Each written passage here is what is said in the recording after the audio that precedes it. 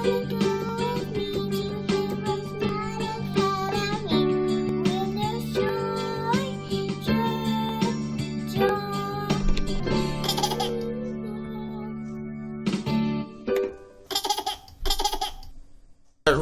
hello boys and girls, moms and dads, welcome to HeroesMart Academy. This is 5th grade social studies. We're going to be doing the geography section of our curriculum today, and we're going to do week number 21. We're going to be talking about things like landforms, climate, vegetation, all around the United States, and we're going to have a lot of fun looking at all these fun wonders of God's creation. Absolutely beautiful. All right, let's take a look at it.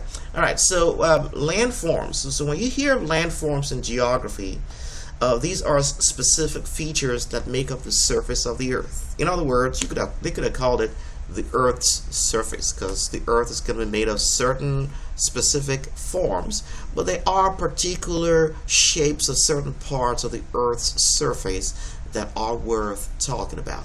So landforms can be classified into two major categories: large-scale features and minor-scale features.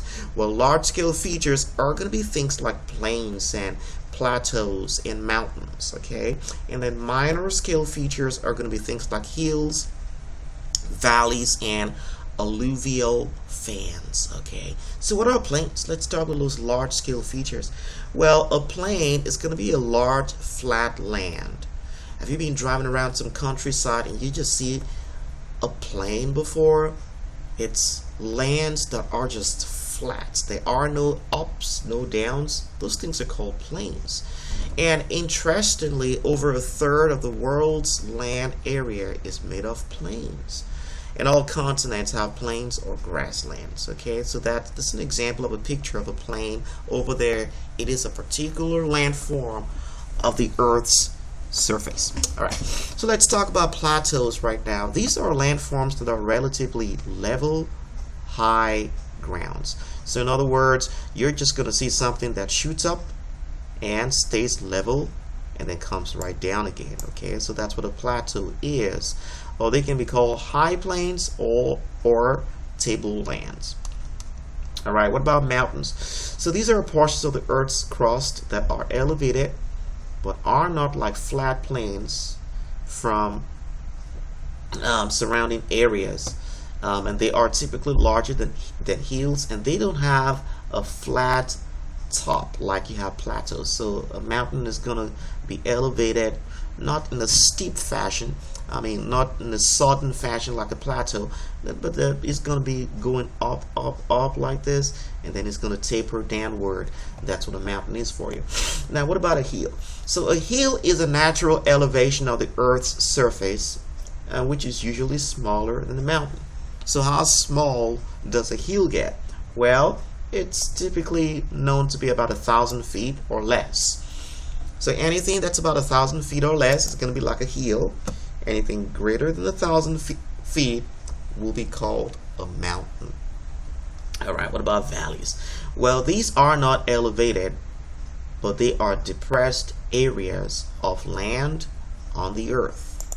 These are not elevated, but are depressed areas of land on the Earth's surface. So instead of things going up, you're going to see things coming down. And they are formed when forces of nature such as gravity or water or ice scour and wash the Earth's crust over time.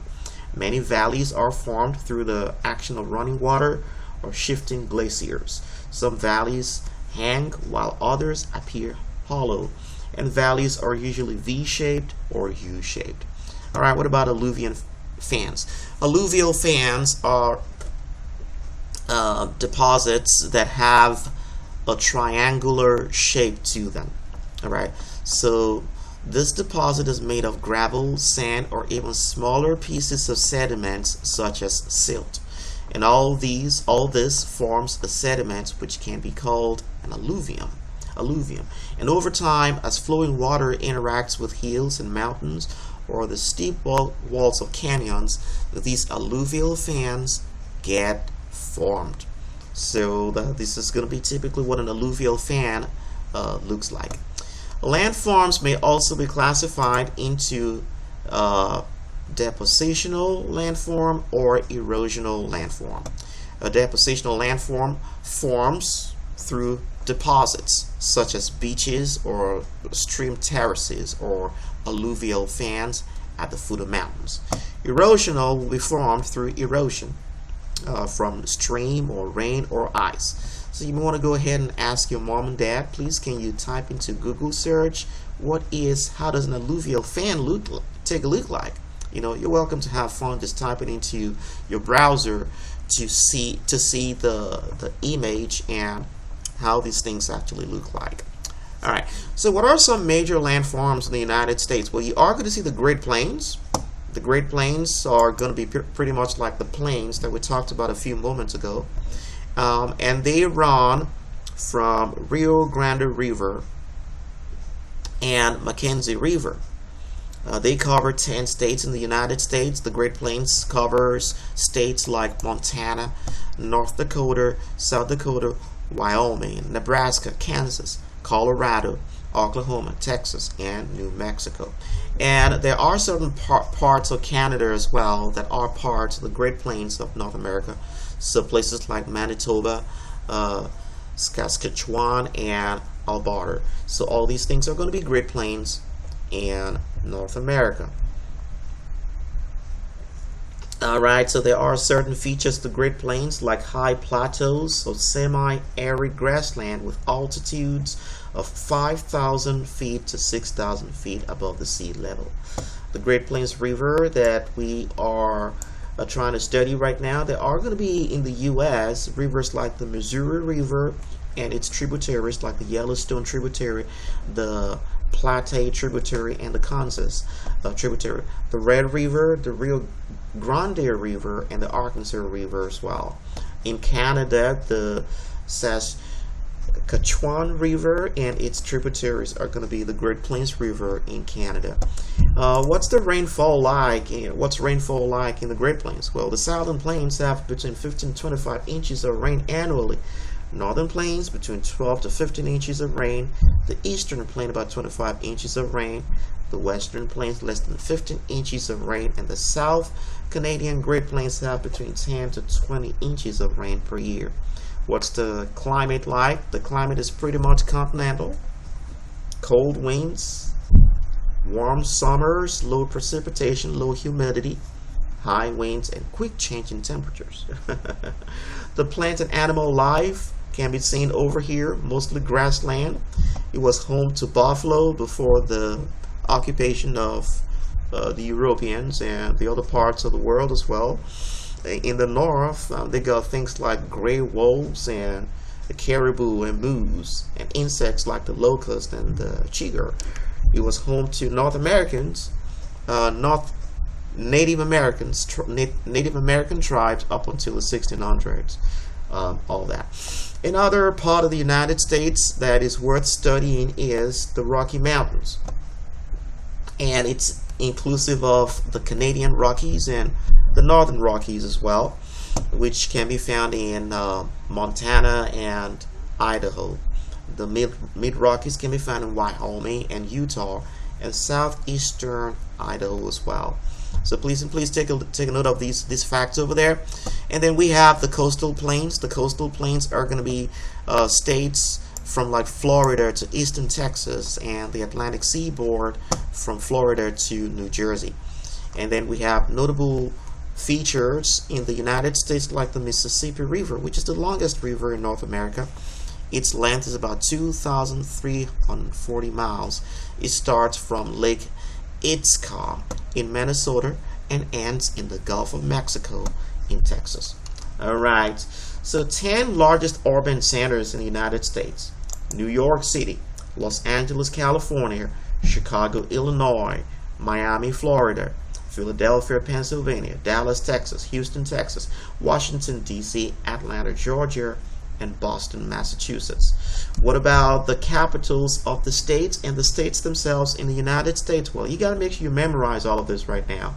Alabama, Montgomery, Alaska, Juneau, Arizona, Phoenix, Arkansas, Little Rock, California, Sacramento, Colorado, Denver, Connecticut, Hartford, Delaware, Dover, Florida, Tallahassee, Georgia, Atlanta, Hawaii, Honolulu, Idaho, Boise, Illinois, Springfield, Indiana, Indianapolis, Iowa, Des Moines, Kansas, Topeka, Kentucky, Frankfort, Louisiana, Baton Rouge, Maine, Augusta, Maryland, Annapolis, Massachusetts, Boston, Michigan, Lansing, Minnesota, St. Paul, Mississippi, Jackson, Missouri, Jefferson City, Montana, Helena, Nebraska, Lincoln, Nevada, Carson City, New Hampshire, Concord, New Jersey, Trenton, New Mexico, Santa Fe, New York, Albany,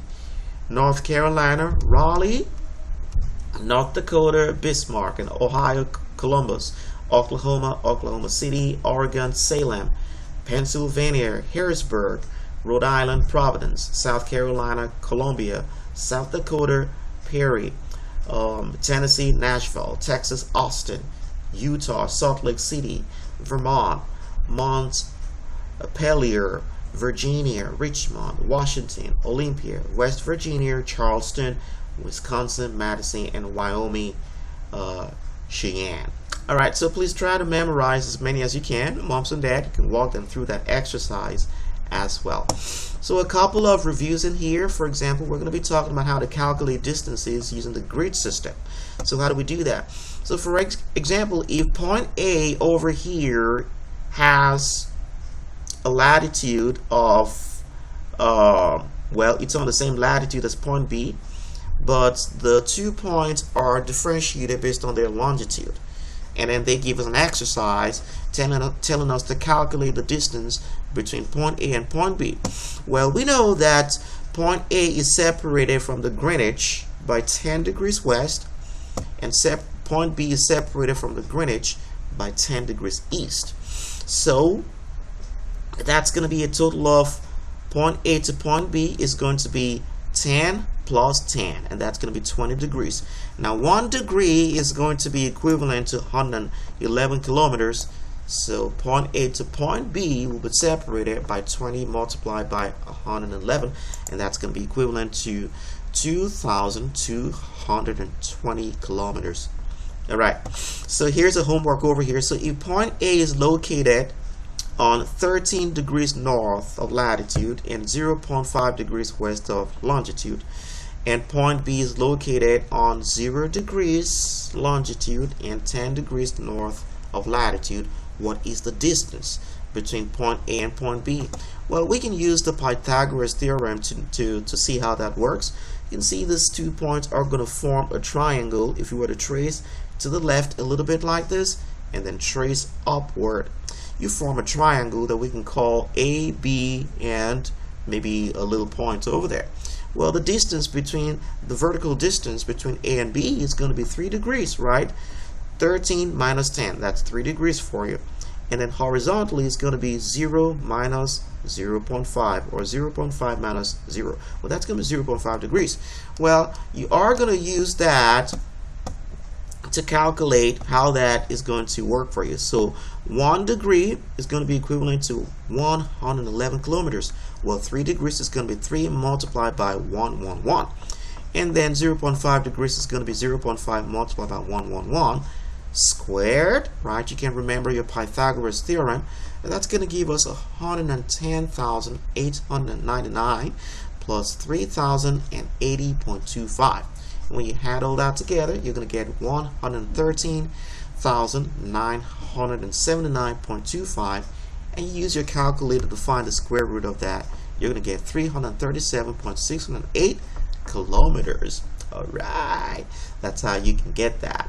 All right, so a couple of more homework for you over there. Write an article about the major landforms in the United States that you learned today. So you can write an article about the Great Plains, an article about Rocky Mountains. Write it out, starting from those bullet points over there, by the grace of God. All right, that's what I got for you today, boys and girls. Remember, God cares about you, and so do we. Until next time, this is week number 21. Social Studies from HeroesMart Homeschool Academy. Until next time, bye-bye. I'll be your hero's buddy, and as you study with HeroesMart.